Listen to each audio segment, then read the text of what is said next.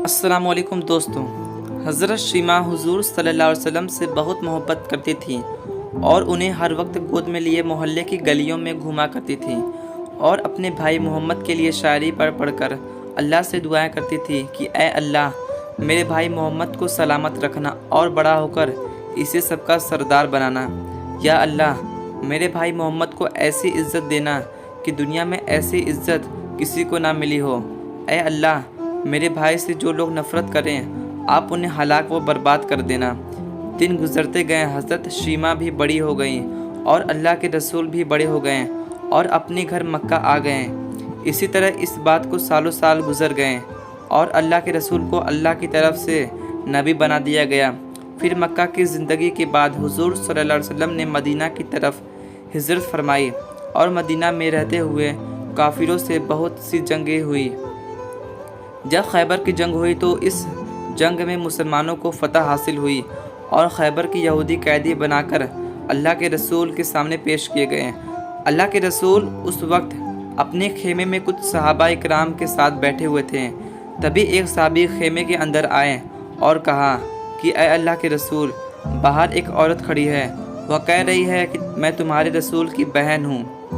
یہ سن کر حضور صلی اللہ علیہ وسلم کو بہت تعجب ہوا کہ میں تو اپنے باپ کا اکلوتا لڑکا، نہ میرا کوئی بھائی نہ بہن، یہ میری کیسی بہن ہے جو اس بات کا دعویٰ کر رہی ہے۔ حضور صلی اللہ علیہ وسلم نے ان صحابی سے کہا کہ اس عورت کو اندر بھیج دو۔ جب وہ عورت اندر آئی تو یہ کوئی اور نہیں بلکہ حضور صلی اللہ علیہ وسلم کی بہن شیمہ تھی۔ وہ بہت بوڑھی ہو چکی تھی، اس لیے حضور صلی اللہ علیہ وسلم نے انہیں پہچان نہیں پائے، کیونکہ بچپن سے اب تک پورے 58 سال گزر چکے تھے۔ اس لیے حضور صلی اللہ علیہ وسلم نے حضرت شیمہ سے پوچھا کہ تم کون ہو؟ میں نے آپ کو پہچانا نہیں۔ پھر حضرت شیمہ نے حضور صلی اللہ علیہ وسلم کو سب کچھ یاد دلایا کہ اے اللہ کے رسول، بچپن میں حلیمہ سعدیہ کے گھر میں ہی آپ کو سارا دن گودی میں اٹھائے محلے میں گھمایا کرتی تھی اور اپنی سہیلیوں سے کہا کرتی تھی میرے بھائی کو دیکھو، کیا اس سے زیادہ خوبصورت آج تک تم نے کسی کو دیکھا ہے؟ حضرت شیمہ حضور صلی اللہ علیہ وسلم کو بچپن کی بہت سی باتیں بتاتی جا رہی تھی، لیکن حضور صلی اللہ علیہ وسلم کو کچھ بھی یاد نہیں آ رہا تھا۔ آخر میں حضرت شیمہ نے اپنے کندھے پر چادر ہٹاتے ہوئے کہا کہ اے اللہ کے رسول، شاید آپ کو یاد ہو کہ آپ نے بچپن میں میرے کندھے میں ایک بار بہت تیز کاٹا تھا، اس کا نشان آج تک میرے کندھے پر پڑا ہوا ہے۔ وہ نشان دیکھتے ہی حضور صلی اللہ علیہ وسلم کو سب کچھ یاد آ گیا اور پھر اٹھ کر اپنی بہن کو اپنے پاس بٹھایا۔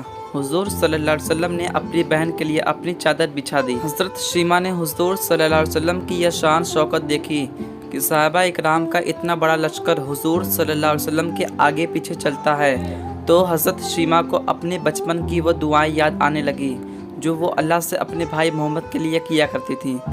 وہ حضور سے کہنے لگیں کہ اے میرے بھائی، میں بچپن میں آپ کو گود لے کر گلیوں میں گھمایا کرتی تھی اور ایک شاعری پڑھ کر اللہ سے دعائیں مانگا کرتی تھی کہ اے اللہ میرے بھائی محمد کو سلامت رکھنا اور بڑا ہو کر اسے سب کا سردار بنانا۔ یا اللہ میرے بھائی محمد کو ایسی عزت دینا کہ دنیا میں ایسی عزت کسی کو نہ ملی ہو۔ اے اللہ میرے بھائی سے جو لوگ نفرت کر دیں آپ انہیں ہلاک و برباد کر دینا۔ یہ کہہ کر حضرت شیمہ کی آنکھوں میں آنسو آ گئے اور کہنے لگیں کہ اے اللہ کے رسول، آج میں نے اپنی دعا کو قبول ہوتے ہوئے دیکھ لیا۔ حضور نے انہیں دلاسا دیا اور پھر فرمایا میری پیاری بہن، اگر آپ میرے پاس رہنا چاہو تو میں اس کا انتظام کرواتا ہوں، اور اگر اپنے گھر جانا چاہو تو میں تمہیں آزاد کرتا ہوں، تم جا سکتی ہو۔ حضرت شیمہ نے کہا اے اللہ کے رسول، اگر میں اکیلی اپنے علاقے میں واپس گئی تو لوگ مجھے تانے دیں گے کہ خود کو تو آزاد کر کے چلی آئی اور گاؤں محلے والوں کو قید میں ہی رہنے دیا۔ حضور صلی اللہ علیہ وسلم نے فرمایا شیمہ جاؤ، میں نے تمہیں اور تمہارے پورے قبیلے والوں کو آزاد کر دیا۔ حضور نے اپنی بہن کے ساتھ ایسا پیارا سلوک کر کے سارے دنیا کو دکھا دیا کہ دیکھو بہنوں کی ایسی عزت کی جاتی ہے۔